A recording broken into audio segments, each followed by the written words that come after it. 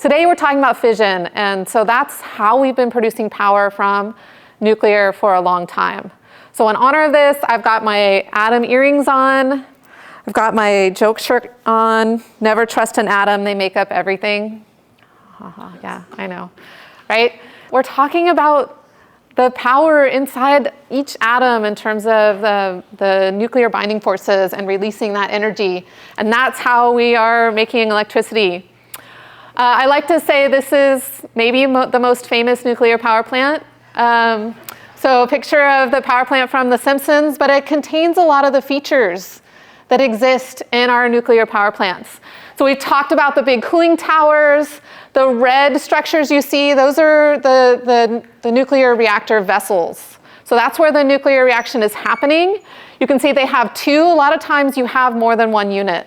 At these large power plants, you might have 1, 2, or even 3 units of the nuclear reactions happening, which have their own steam cycle systems. So this one's got 2. You see a lot of security. So one of the things that's unique about nuclear compared to pretty much any of our other energy resources is the amount of security that is involved with nuclear power. We, as a field trip, have in the past gone down to Diablo Canyon, that is down in Southern California. And the amount it takes to get through security can sometimes take hours to get into the power plant.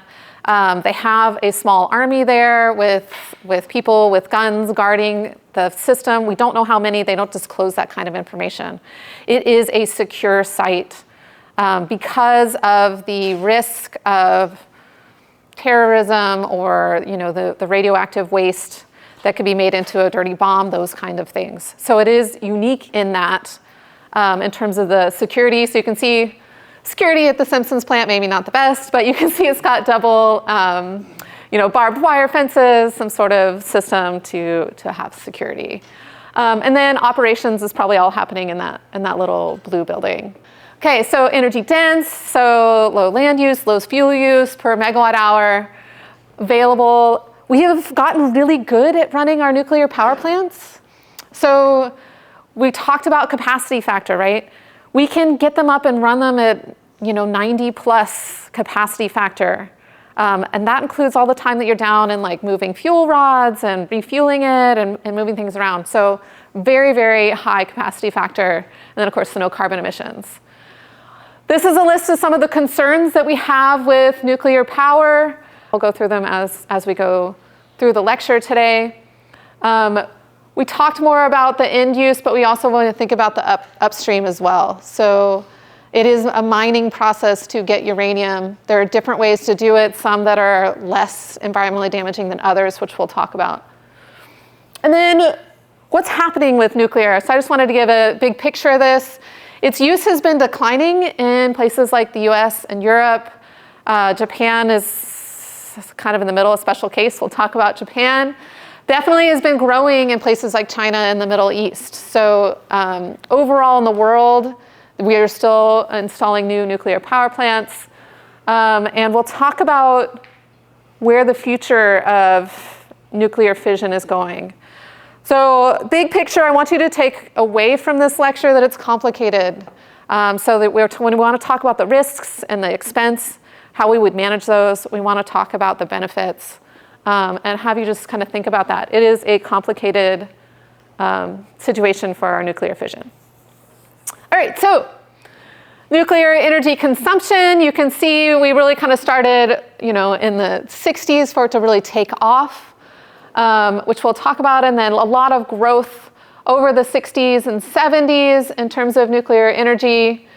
The big drop you see there, what is that? What's that big drop in energy production? Fukushima, right? So it wasn't just the Fukushima plant that went offline, so there was an earthquake. The plant rode through the earthquake okay, its emergency systems were running, and then it was the tsunami afterwards that swamped the emergency systems. So we'll talk about redundancy. You have safety redundancy in these nuclear power plants. The challenge is that one tsunami was able to take out all of that redundancy. And so we've had changes to the safety systems in response to that now that we know that that is a challenge. So Japan shut down all of its nuclear power plants at that point, and was getting over 30% of its power from nuclear at the time. It has been slowly bringing at least some of those nuclear power plants back on. And then we're still seeing growth in places like China. But you can see North America is pretty flat. Europe has been declining. So you guys have seen this before. Just wanted to point out the nuclear wedge of this. We only use nuclear for electricity production, at least today. There's other ideas on ways we could use it in the future. For like hydrogen production, for example. But today we use it only for electricity. About 10% in the world, about 20% in the US. It's been 20% in the US for a long time. Even as we are shutting down nuclear reactors, we tend to be shutting down the ones that are the kind of the worst operators or the oldest. And so we haven't seen a significant drop in electricity production in nuclear power yet in the US.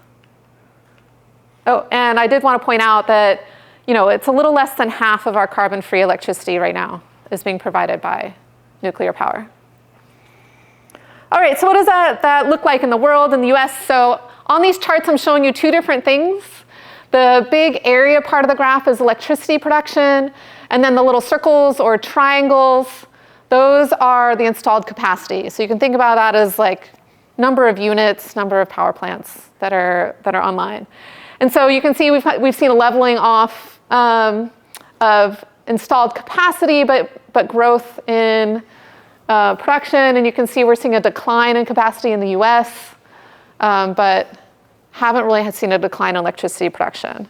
So right now, at least in the recent past, the number of nuclear power plants going offline and online are kind of in balance between Europe and the US turning them off and Asia and the Middle East putting them online.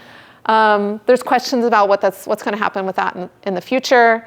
The latest predictions I've seen is that we're going to see capacity increase overall as the US and Europe slow down in their shutting down of nuclear power. All right, so where are those nuclear power plants installed right now?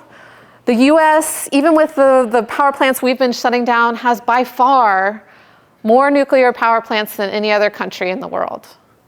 And so it used to be well over 100. Now we're down to about 93 power plants. You can see followed closely by France and China. Every year this data comes out, China has moved up this list because they are continuing to install nuclear power plants. Other things to point out, UAE started its first nuclear reactor in 2020. You can see it's got 3 running now.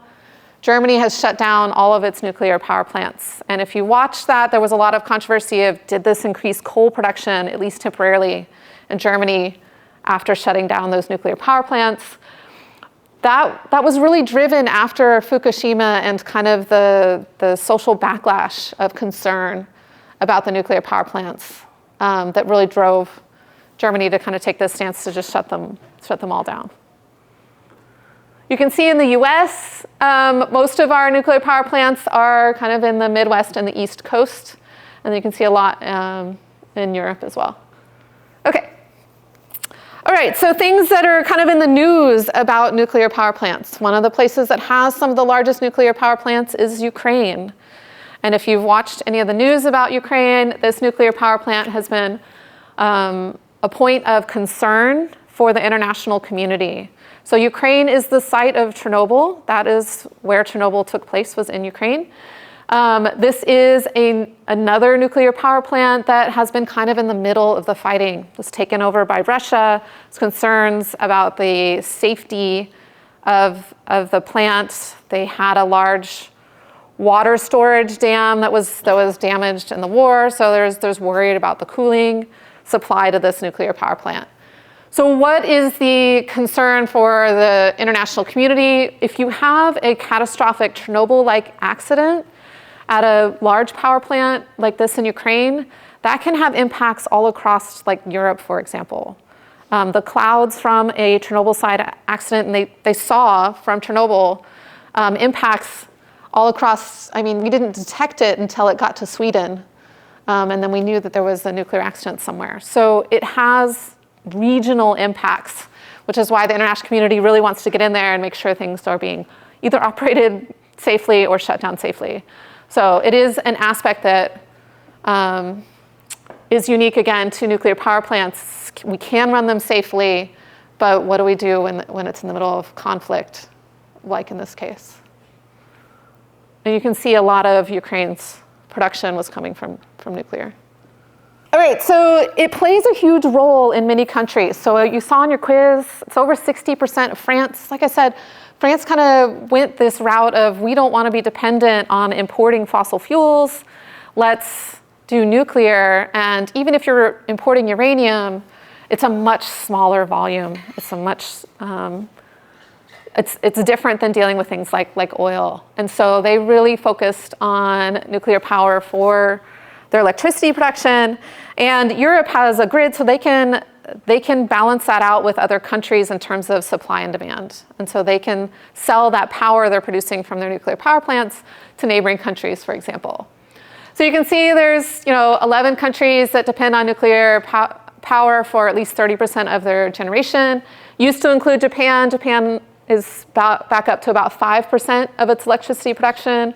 And of course, there we are around 18 or 19% for the US. And just showing that even though it's only 20% of our electricity production, we're still by far the largest producer of electricity from nuclear power. And then bring it down to the states. So we asked you a question about this.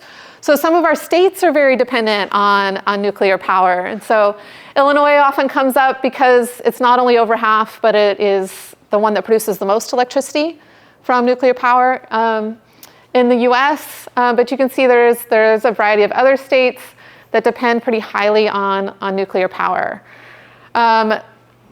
One of the differences for the nuclear industry in the US versus any other country is that it is done by utilities and individual businesses and owners. So other countries, it is government owned and run for their nuclear power plants. It is a government organization that does this. In the US, we had to put kind of backstops in place in order for private entities to want to take on the risks of nuclear power.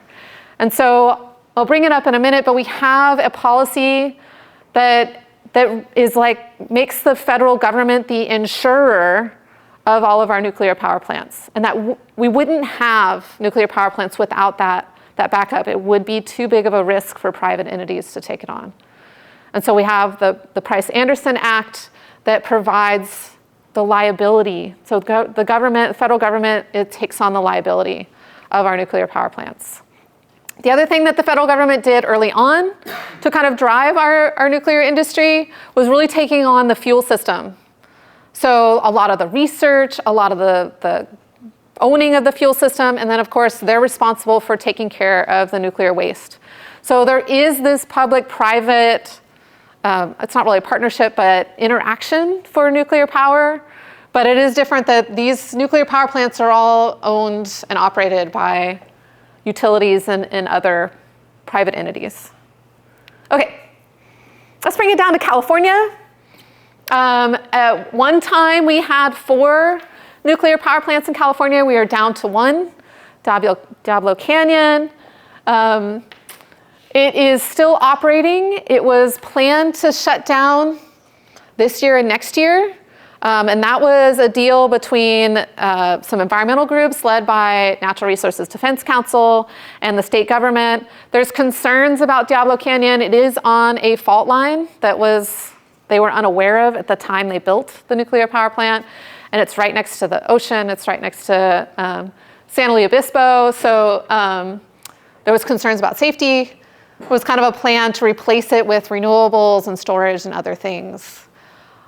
Where it is right now, and I think this is coming both from federal and state officials, is they're concerned about the carbon impact, of shutting down the nuclear power plant Diablo Canyon in California. You can see it's still providing a significant chunk of our electricity production, and what they don't want to see is this natural gas wedge get bigger because you shut down the nuclear power plant. So as they're worried about growing electricity demand and how fast they can bring on other zero carbon options. Right now, there's government funds to keep the Diablo Canyon power plant operating. So when we talked about, and Kirsten talked about our wholesale markets, one of the challenges nuclear has when it's in a wholesale market area, so one of those ISOs or RTOs, is that it can't compete at the market. And so you have to do something else. You have to subsidize it or mandate it or something to keep those operating, because financially they can't compete with things like wind and solar on the wholesale market. And so that's what we're kind of seeing here is investment to keep Diablo Canyon online as a zero carbon nuclear power plant. This is a picture of it. Like I said, we go down and visit it when we can. It's been harder to get visits there since COVID, but we're hoping to get back into Diablo Canyon. They use once-through cooling. So we talked about the different cooling systems. They're using the ocean water, so that's their outflow for their cooling system. They bring it in from further out and further down in the ocean. So they're using this once-through cooling, which remember California no longer allows. And so what I haven't seen yet is, are they going to build different cooling systems? Are they going to just be have an extension on when they have to meet California's laws about no longer using once-through cooling? That hasn't been released. At least I haven't seen information about that. Interestingly about this pool, so they have biologists that come through and sample the water in here and make sure, do counts on the wildlife and things like that. What they see is the kind of in this bay are all sorts of animals and plant life that wouldn't be there normally that are more warm water animals. And so it's changed the ecology. They still have, if they want to do counts and stuff, they still have a lot of wildlife in this bay, but it is not the same wildlife as they would see without that 20-degree warmer water going into the bay. So just a side note on that. All right, so our nuclear power plants in the US are old. We have not been really building our nuclear power plants. I feel like every 5 years or so, there's this big push and we're gonna restart our nuclear industry and build a lot of nuclear power plants, and then it dies, even with federal subsidies and things that are in place. And so you can see most of them were built kind of in the 60s, 70s, and 80s. We did bring a couple new ones online. We'll talk more about the most recent one. Watts Bar, that's a unit that was at an existing nuclear power plant that they started building back in the 70s. So it took almost 50 years before they stopped building it, and then they decided to complete it. So a little bit unique case there. And then the most recent one by Georgia Power, which came online last year. We'll talk more about that one in a minute. So what does it mean when they're old? Some of them have seen upgrades, but some of them are still very pneumatic systems. So this is a picture of what that would look like. This is actually a training module. But some of them are still very kind of old technology running these power plants. I was talking to one of the operators and they said, well, at least you can't really hack this with a computer system. So in terms of security, but they've been operating that way for a long time and they're very reliable. And so there's sometimes reluctance to change some of these systems that are working. All right, but these nuclear power plants are old and they do require upgrades. And so why are we shutting them down? It's not just not being able to compete in the market, although that is one of the challenges. It is also we have to do upgrades to these systems because they're old. And so San Onofre, for example, had to upgrade its whole kind of steam exchange system. We don't have a vibrant nuclear energy industry. These have to be custom made in our country. They were made poorly, there were leaks, it was expensive, and so they tried to do this upgrade, it didn't go well, they ended up shutting down because of costs. And then this is just an example in Wisconsin where they just couldn't compete. And just to remind you, you've seen this chart before, but in those wholesale markets, the existing nuclear is having trouble competing with new wind and new solar. And so it's part of the challenge in the US for nuclear power plants. So what are we seeing? This is a little bit old because you can see Diablo Canyon was meant to be shut down, but some of these others have shut down or have come online. To just give you a sense of where are we shutting down different nuclear power plants. The original licenses for these power plants is 40 years. So they get a license from the Nuclear Regulatory Commission at the federal level to operate for 40 years, and then they have to be audited in order to extend that license another 10 years or 20 years. So it's a shorter extension each time, right? And so a lot of them are at their end of life or even at the end of life for their new lease. And so that is when they usually have to do audits, upgrades, things like that. So that's when they start asking this question, is it worth continuing to operate? Or is it time to shut down the power plant? For places that have decided to keep them running, and this is just some examples, a lot of times that comes from the government, state governments, investing in those nuclear power plants to keep them operating for zero carbon emission, electricity, for jobs, for tax base, whatever reason they do it. It usually takes an investment from the state governments to keep those nuclear power plants online.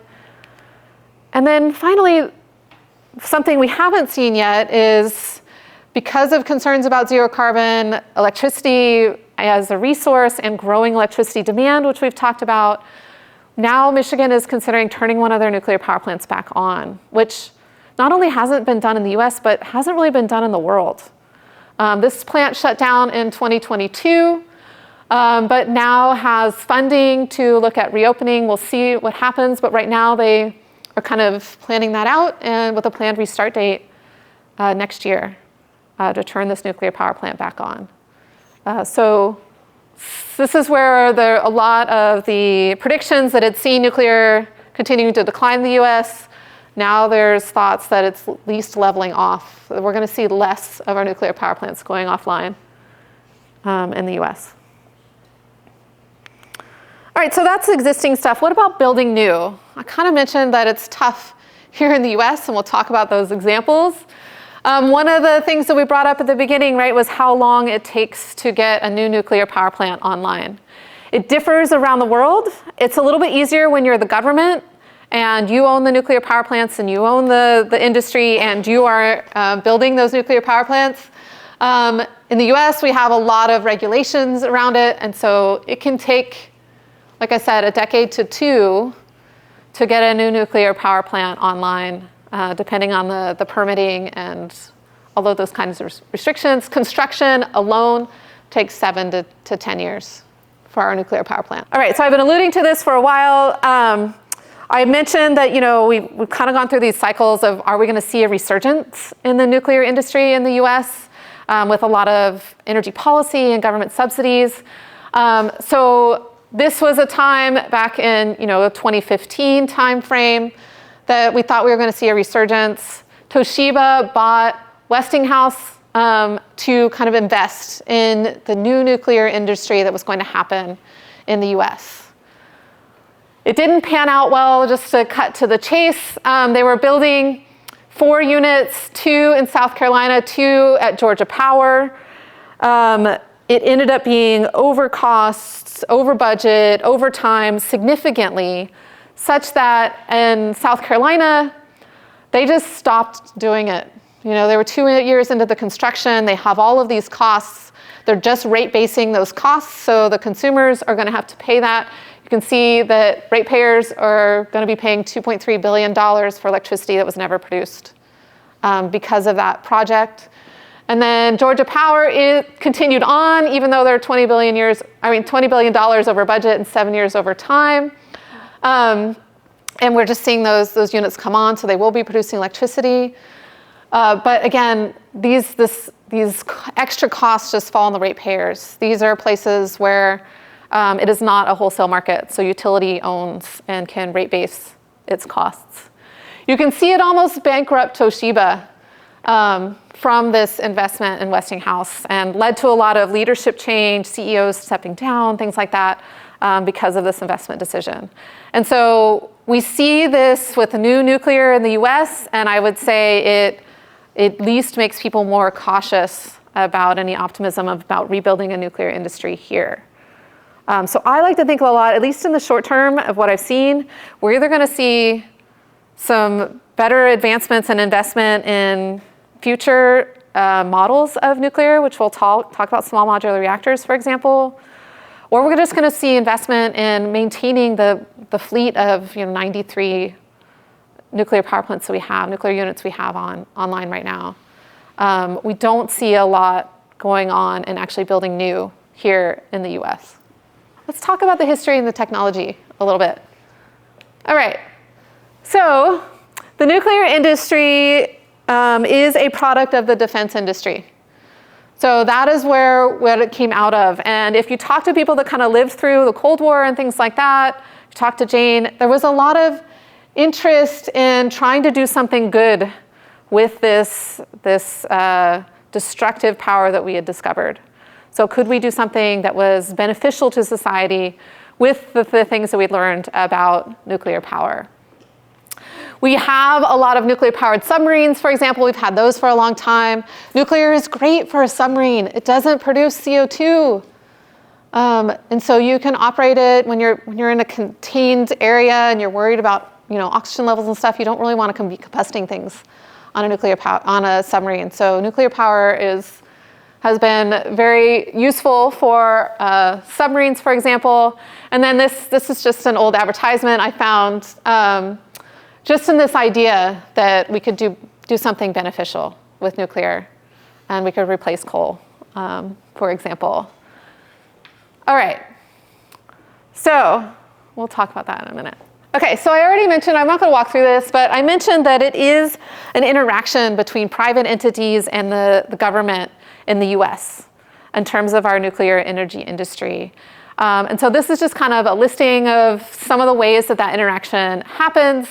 But the big one is that Price-Anderson Act that really is the federal government is the liability for our nuclear power plants and is responsible for taking care of the waste, which it's not doing right now because we haven't figured out a solution for the nuclear waste. This is just some of the government agencies that are involved. We used to have a program where we were taking apart nuclear warheads and using that uranium to power our nuclear power plants. It was kind of a deal we had of Russia was doing the same thing, of reducing our nuclear arsenal and use that fuel for our nuclear power plants. All right, so we're going to get into how nuclear energy works and the impact on the environment and economics in the future. This is our picture of our favorite nuclear engineer, right? They do not have little glowing green bars of nuclear fuel or waste or anything. Okay, all right, so let's talk about how it works. We're showing the power of the atom. All right, and so, like I said, today we were talking about fission. Fission means we're taking big atoms like uranium and splitting them apart. And when they split apart, they release a lot of energy and a neutron that makes a chain reaction, right? Fusion, which we're going to talk about later, is taking teensy-tiny, the smallest atoms we can find and squishing them together. It does the same thing. It releases a lot of energy when you do that. That one we haven't figured out how to do commercially yet.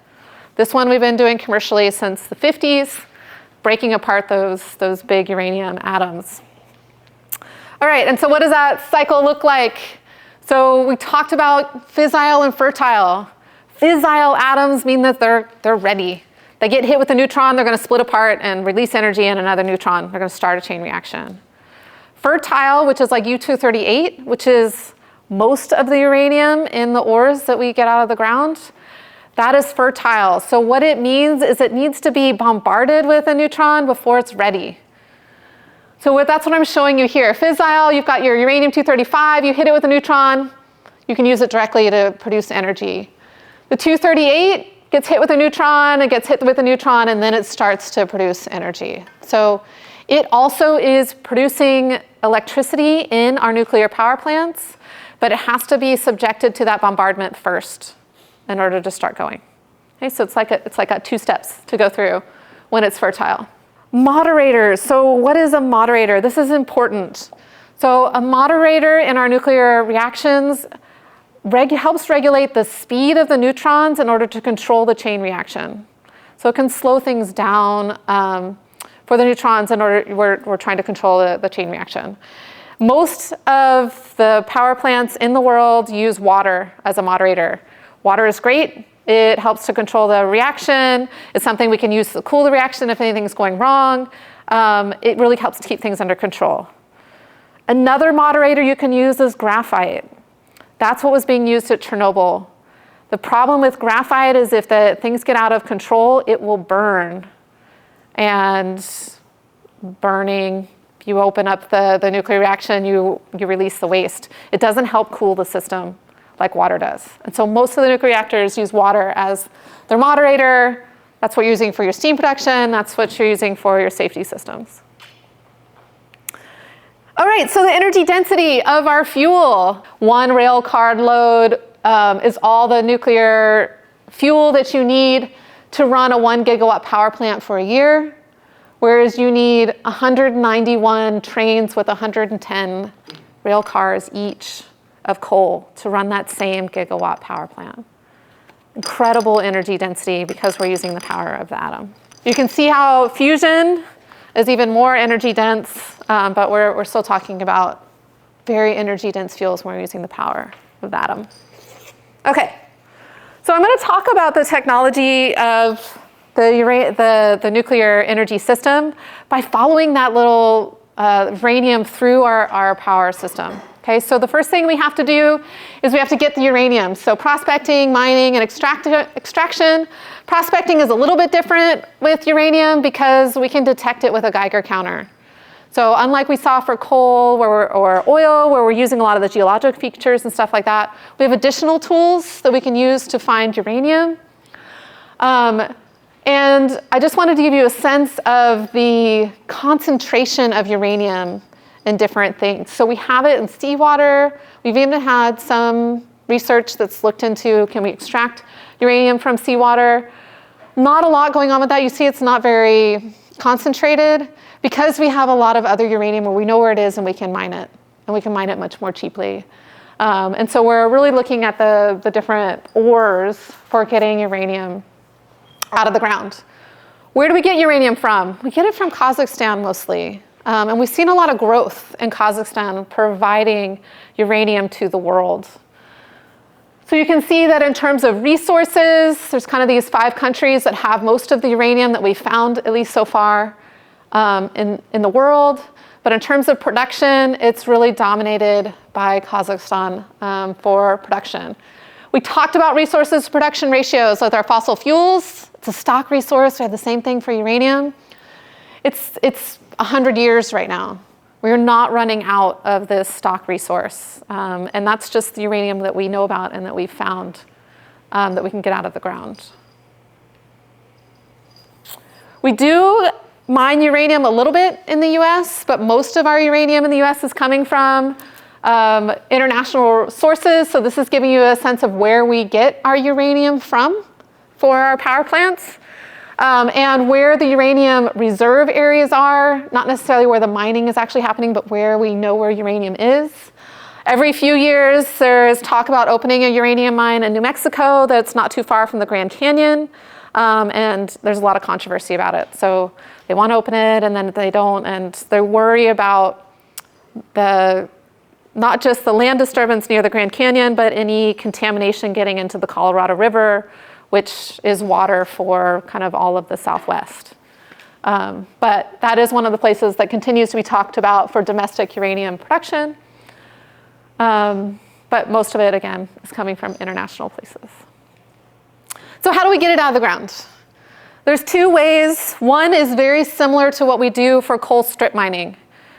That's what we calling underground and open pit. A lot of it's open pit, where we're just digging up the ground, getting to the ore and digging up the ore, just like we saw with coal mining. So all of the different challenges that we saw with coal mining, similar to that more conventional type of uranium mining. more and more, and every year this goes up a little bit, we get uranium out of the ground by in situ leaching, which if you want to think about it, it's more like oil production. It's more like oil drilling, because now you're rusting the uranium, you're liquefying it, and then you're able to pump it out of the ground just like you can with oil. So land disturbance is much lower, environmental impact is much lower, there's much less risk of contamination in our waterways using in situ mining. In situ is how Kazakhstan does their uranium mining. And so that's why we've really seen this growth in that as the type of mining that goes on. We have a lot of closed uranium mines in the US, many of them on tribal lands that are an environmental legacy that really falls in on the states, the governments, the local places to clean up those sites. Once you've exposed the uranium to the air and the water, you can get it into the water, and then you can start to contaminate your water supply or your streams and lakes. And so that's the big challenge with a lot of those closed uranium mines. All right, what does in situ look like? So I mentioned that we're kind of rusting it. So iron, when you rust it, it turns like a red color, right? We see that when things rust. When you rust uranium, that means you oxidize it, it turns yellow. So that's why when we think of uranium, you might think of yellow cake, things like that. It's because that's what happens when we oxidize it, we rust it. So we're putting in, depending on the geology, we're putting in some sort of acidic or basic solution. The uranium will leach into that liquid, and then you're pumping it back out of the ore, and then you're able to process that and get the uranium out of your solution, and a lot of times reuse some of your solution. So that's what we're doing with in situ, and because it's just drilling, it is a much smaller footprint in terms of land disturbance. Okay, so now we've got our uranium. Now we have to make it into a useful form for our power plants. It doesn't come out of the ground that way. We've got to do some processing to it. So we take our uranium, which in the ore is very low percentage of the U-235. Remember, that's the fissile one. That's the one that really helps our chain reaction get going. It's only about 0.7% of the U-235. It's mostly U-238. We need to enrich that. Enrichment, which you've probably heard about. We need to enrich it to about 3 to 5% U-235 for our power plants. And so we call that low enriched uranium. Just for a comparison, weapons grade, you're enriching it much higher levels, often greater than 90% U-235. And so when you hear in the news about international communities going in to countries to see are they using their enrichment processes for power plants or for weapons grade, they're trying to determine this difference. What systems do you have? How much are you enriching your uranium? Are you making weapons grade uranium or power plant grade uranium?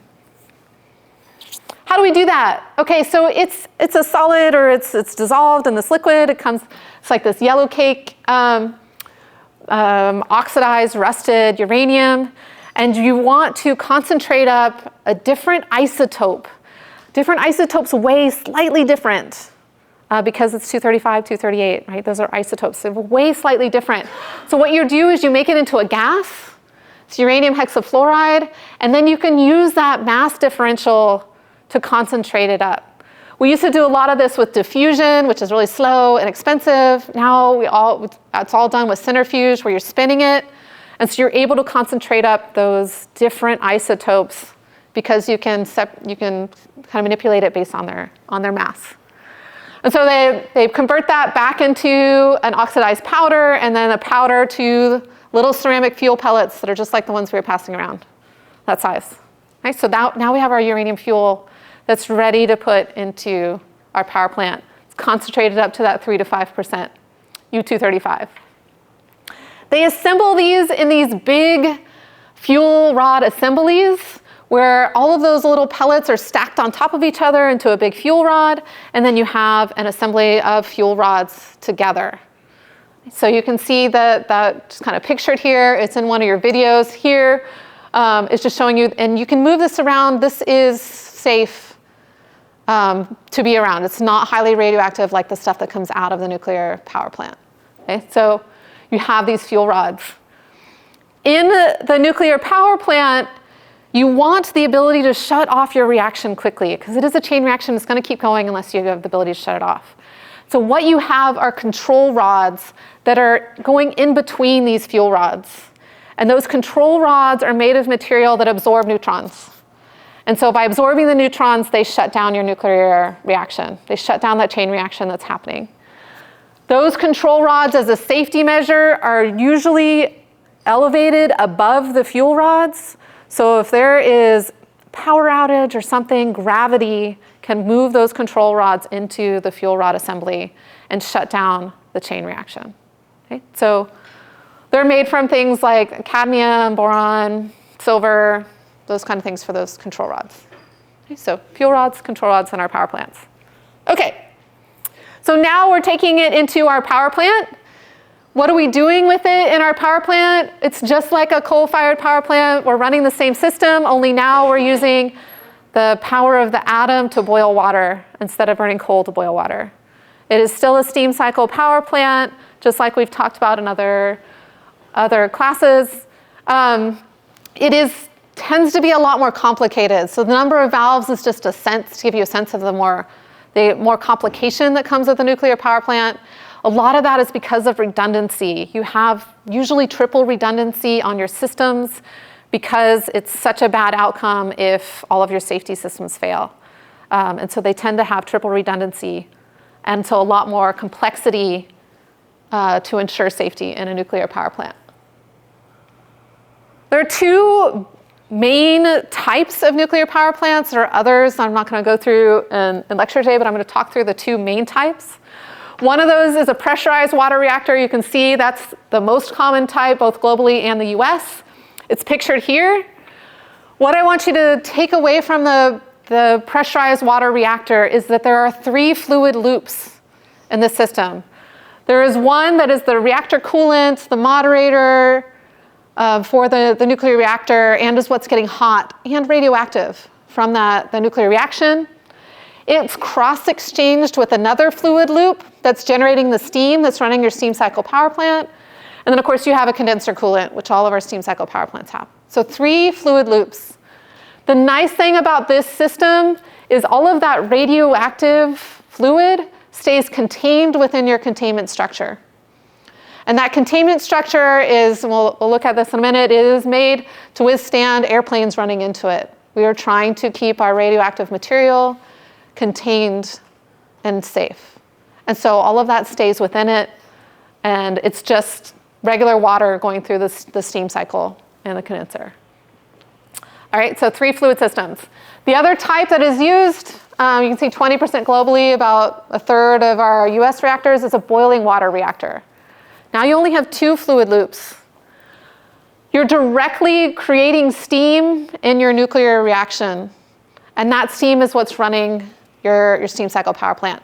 That is radioactive fluid that's going through your system. And so you can see everything it touches at least becomes low-level radioactive waste when you're like decommissioning it, for example, because it is contaminated by that liquid touching it as it goes through the system. So the benefit of this is it's a little bit more efficient to directly create the steam than it is to run it through a cross-exchanger. But you can see that the risk is also higher because that radioactive fluid is coming outside your containment vessel in this power plant. Okay, so those are the 2 main types. All right, so now we've created our electricity with our nuclear power plant. Our fuel has come to its end of life. It's gone down from a fuel rod with 3 to 5% U-235 down to about 1% U-235. It's time to take that fuel rod out of the reactor. So that happens about every other year to every 3rd year to be able to take those fuel rods, reach their end of life, and are taken out of the reactor. So for example, at Diablo Canyon, they have 2 units. They're kind of doing a fuel rod exchange every year on at least one of the units, and they're taking about a third of the fuel rods out. So you kind of stagger them. You don't put all new fuel rods in. You have a whole assembly of fuel rods, and you're taking about a third of them out each time you're putting a third of new fuel rods in each time you do that. To do that job, they hire contractors. So this was just a picture of looking at, if we think about jobs, especially in a place down like San Luis Obispo, they basically double their workforce for the 2 to 3 months that they're doing this fuel exchange with contractors just to help them with the additional work for taking the new fuel rods, the used fuel rods out and putting new fuel rods in. All right, so like I said, it's about every 3 years that you're doing this for, 3 years after it's been in there to remove those fuel rods. And then what do we do with the fuel rods afterwards? So we already talked about you keep them underwater. You actually are removing them and moving them into the pool. All of that is done underwater. It stays underwater that entire time to go into the pool. So it's in the pool. It has to be at least 3 to 5 years that it's in the pool. Most of them are staying in there for more like 10 years, partly because we don't have a long-term storage option. So as long as they have space, they just kind of leave them in the pools until they're running out of space and they have to do something else with those that used that nuclear waste. All right, I mentioned that we have this half-life of 24,000 years for plutonium-239. That means that it's 100,000 years or more that this nuclear waste is a problem. And so what do we do with it over that long period of time? We do have facilities that take care of the intermediate and low-level wastes.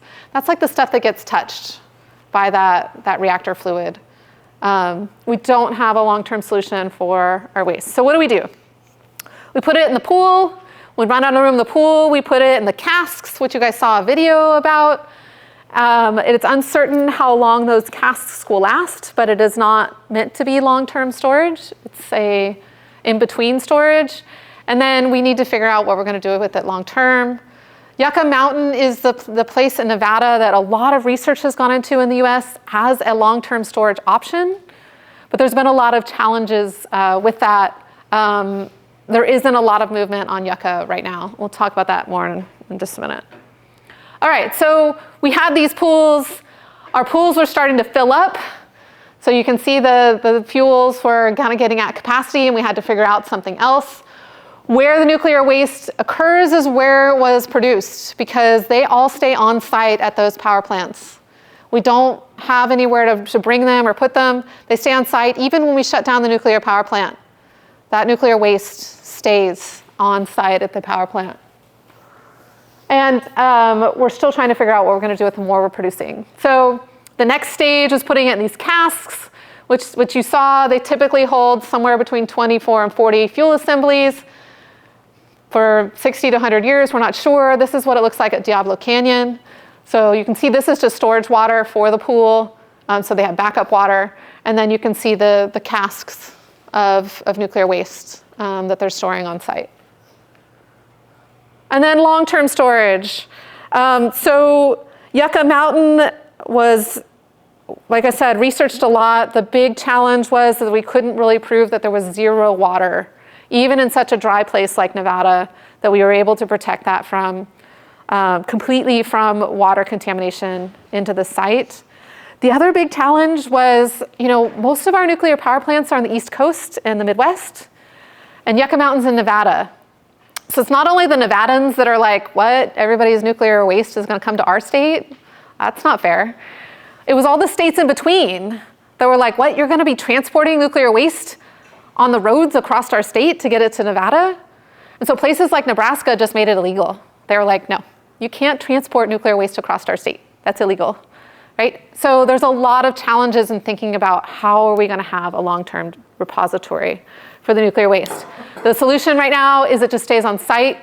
The federal government has a big fund to take care of nuclear waste. That is part of the government, what they said they would do. They would take care of the nuclear waste. Everybody that uses electric power paid into this big fund. Obama administration said we can't even keep collecting money on this fund because we're not taking care of the waste. We're not doing with that money what's supposed to be done. So it's sitting there, but we don't really have a long-term solution. This signage was actually what the DOE created because they're trying to think about how do you communicate that nuclear waste is there to humans in 200,000 years from now who may not speak our language, who knows how they would know, right? And so this is the sign that they came up with to communicate with future humans. Finland is opening the first geological disposal facility. I say first. Others have also done research. So France, others have also done research. They just don't have really a scale of geologic storage for our nuclear waste. So it is a challenge around the world that we haven't figured out. All right, well, that's just taking care of it or burying it. But one of the things that comes up is recycling it, reprocessing it. It's called reprocessing. That nuclear waste actually still contains a lot of energy that could be put back into a nuclear power plant and create more electricity. Reprocessing is what France does. We do this in Europe. We do reprocessing. It still means you have nuclear waste, but you have a lot less of it. In the US, it would take Congress to say yes in order for us to have reprocessing in this country. The concern is proliferation. So as part of the processing, you are separating out some of the plutonium, and then you have concerns for that plutonium being used for bombs instead of for nuclear power. And so it is really a security concern is the reason we don't reprocess waste in the US. So this is just a little bit more about proliferation and the concerns around proliferation. You can think about nuclear waste. It's not even just making a nuclear bomb. You can make dirty bombs with radioactive waste, which are pretty low tech that could cause a lot of damage. And so that is why we have such security around our nuclear waste. All right, and then our plants get to their end of life. So we've produced all electricity, we're not renewing the license, now we're going to shut it down. That's called decommissioning. And so what happens with decommissioning? You have to return it to a safe condition for your nuclear power plant. That can take a long time. So depending on how you're doing it, that can take 60 plus years to decommission a nuclear power plant. The picture that was at the beginning of these slides was from Rancho Seco, which is a shutdown nuclear power plant in the state of California. It's been undergoing decommissioning since the 80s. I first visited it in 2004, and it was still undergoing decommissioning. It is now complete with that decommissioning, and all of the nuclear waste is kind of in one area, which still has a lot of security. Decommission doesn't mean it's back to whatever it was before there was a nuclear power plant. Cooling towers are still there. The containment vessel is still there. A lot of these things were built to last and built to withstand things like airplanes. And so they're really hard to take down and expensive to take down. So it's just kind of open and in a safe space. When we talk about reusing these sites, so a large nuclear power plant has a lot of electricity generation grid to it, right? A lot of infrastructure. Rancho Seco is now a huge solar farm. They've just built solar over the years. They keep adding on solar because they have that electricity infrastructure. And so that is still being utilized, and it's just kind of taken over the area around the plant.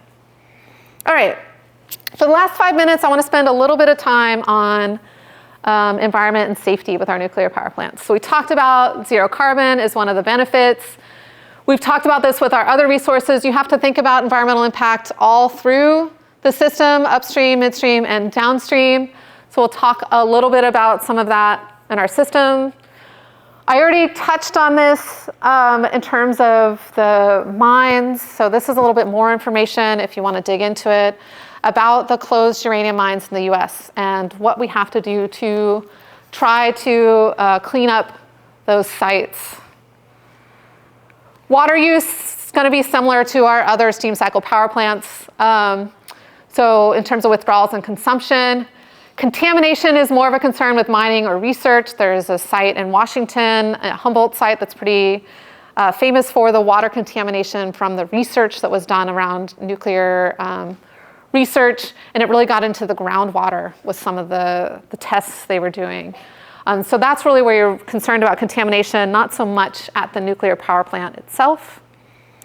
I mentioned security. Security is significant. because of that, the radioactive waste. And then, of course, the containment vessels themselves are, like I said, made to withstand attacks because of the radioactive concerns. So we like to say that it is a low-risk, high-consequence type of system.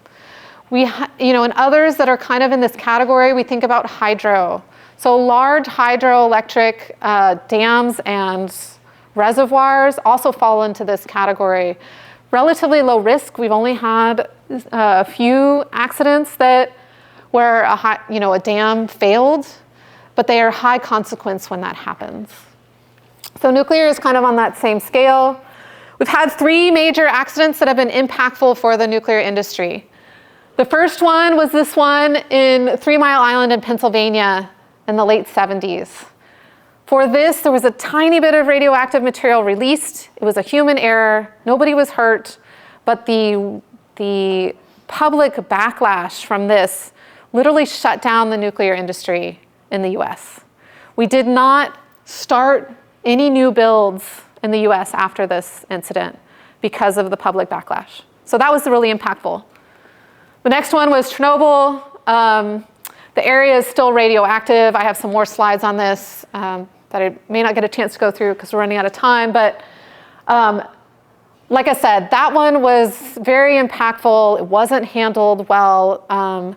It was days before there was even admission that there was an accident that happened. And that wasn't until the cloud, like I said, had gone to Sweden, and there was workers at a nuclear power plant in Sweden that detected radioactive material on them that they were able to trace it back to this accident.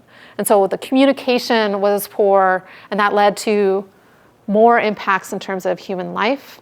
And the area is still radioactive. So when we talked about Russia's invasion of Ukraine, there was also concern of spreading the radioactive dirt and dust and things that are in this area to the people in other parts, and of course the impacts on the people themselves going through that area.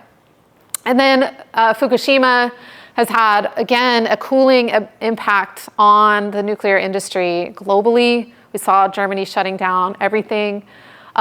Here in the US, it's just made nuclear more expensive. So part of our response to this is nuclear power plants now have to have backup systems off-site that they can get on-site within hours, whether that's by helicopter or something else. And so it just has add costs because they're investigating our nuclear power plants and their vulnerability to some of these kind of catastrophic events. Fukushima is taking some of the wastewater and releasing it into the ocean, which is another controversial aspect of really trying to decontaminate that area in Fukushima. And so I mentioned, they're slowly bringing on nuclear reactors, and they really relied a lot on natural gas and coal to make up the lost nuclear power. And then, of course, conservation and other things. If you're interested in small modular reactors, I just want to mention one thing.